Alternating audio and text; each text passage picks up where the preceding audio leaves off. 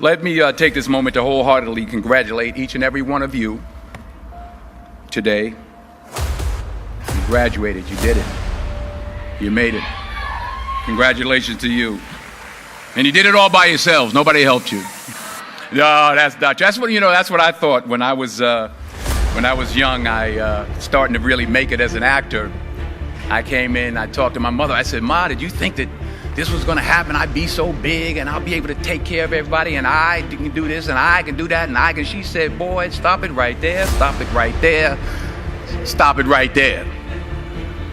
He said that if you only knew how many people that have been praying for you, how many prayer groups she put together, how many prayer cloths she gave me, how many times she splashed me with holy water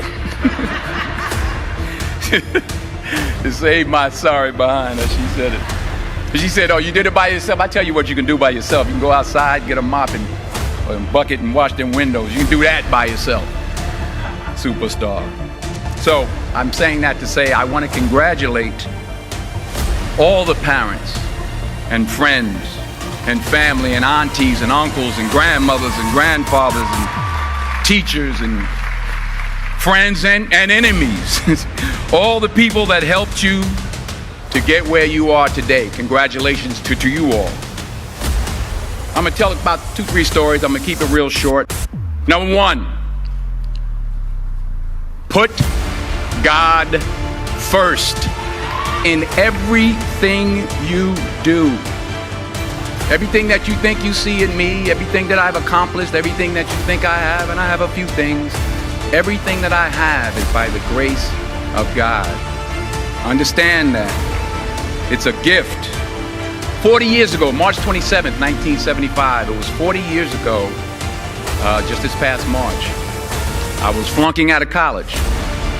I had a 1.7 grade point average. I hope none of you can relate. I had a 1.7 grade point average. I was sitting in my mother's beauty shop. They still call it beauty shop now? What they call it now? Yeah, I was sitting in the beauty parlor. I was sitting in my mother's beauty parlor, and I'm looking in the mirror, and I see behind me this woman under the dryer. And every time she looked up, every time I looked up, she was looking at me. She was looking me in the eye. And I didn't know who she was, and I said, she said, "Somebody give me a pen. Give me a pencil. I have a prophecy." March 27, 1975. She said, "Boy, you are going to travel the world and speak to millions of people." Now, mind you, I was flunked out of college.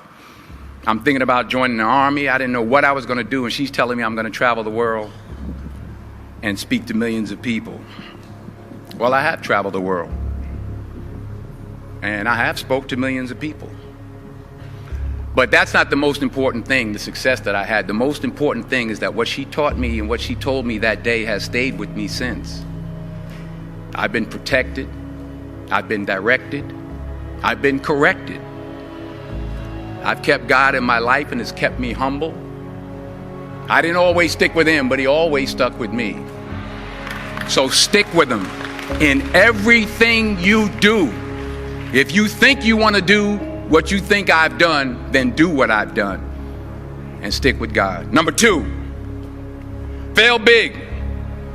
Today is the beginning of the rest of your life, and it can be very frightening. It's a new world out there. It's a mean world out there, and you only live once.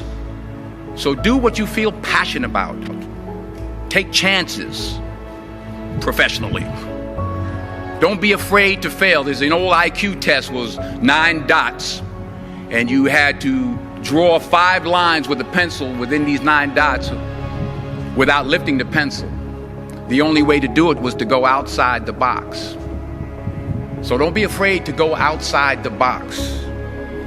Don't be afraid to think outside the box. Don't be afraid to fail big, to dream big. But remember, dreams without goals are just dreams, and they ultimately fuel disappointment. So have dreams, but have goals. Life goals, yearly goals, monthly goals, daily goals. I try to give myself a goal every day. Sometimes it's just to not curse somebody out. Simple goals, but have goals. And understand that to achieve these goals, you must apply discipline and consistency. In order to achieve your goals, you must apply discipline, which you have already done, and consistency every day, not just on Tuesday and miss a few days. You have to work at it every day. You have to plan every day. You've heard the saying, we don't plan to fail, we fail to plan. Hard work works. Working really hard is what successful people do. And in this text, tweet, twerk world that you've grown up in, remember, just because you're doing a lot more doesn't mean you're getting a lot more done. Remember that. Just because you're doing a lot more doesn't mean you're getting a lot more done. Don't confuse movement with progress. My mother told me, she said, yeah, because you can run in place all the time and never get anywhere. So continue to strive, continue to have goals, continue to progress. Number 3, you'll never see a U-Haul behind a hearse. I'll say it again. You'll never see a U-Haul behind a hearse. I don't care how much money you make, you can't take it with you. The Egyptians tried it. They got robbed. That's all they got. You can't take it with you. And it's not how much you have. It's what you do with what you have. We all have different talents. Some of you will be doctors, some lawyers, some scientists, some educators, some nurses, some teachers. Yeah, okay. Some preachers.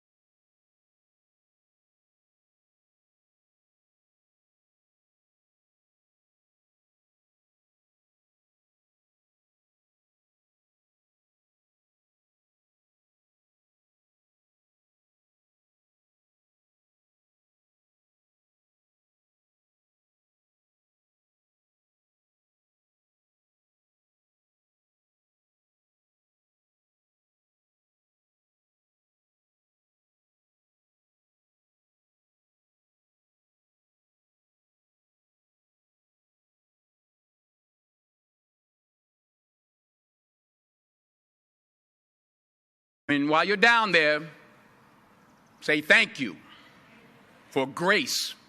Thank you for mercy. Thank you for understanding. Thank you for wisdom.